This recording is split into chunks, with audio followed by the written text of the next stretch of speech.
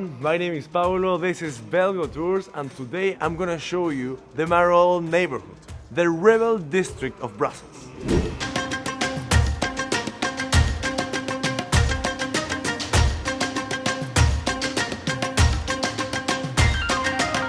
The Place Judebal is one of the most representative places of Brussels' popular culture.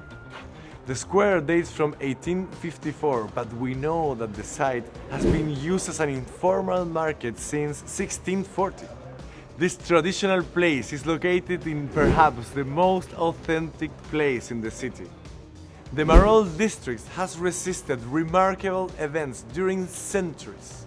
During the 13th century, textile workers were expelled from the city for resisting the orders of the dominant families who owned the industry. Later, during the Industrial Revolution, poor workers will live in overcrowded conditions. Back then, the square was full of people selling illegal goods to survive. In order to respond to this situation, the architect Emil Hellmans will construct the Cité Hellmans, one of the most impressive social projects in the world. The project consisted in 7 towers inspired in Art Nouveau style, which were intended to be comfortable and full of light, a real luxury for workers on the time.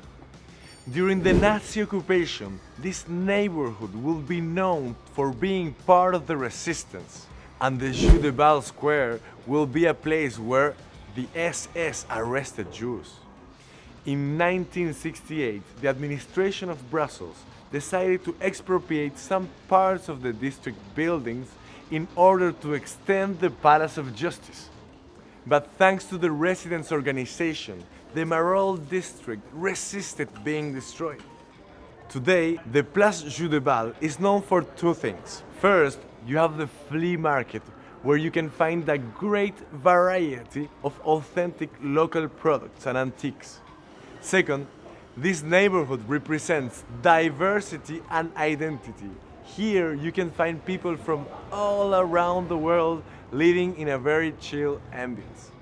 Today, you can see several plaques in front of the houses in memory of Jewish families who were taken to concentration camps and murdered during World War II.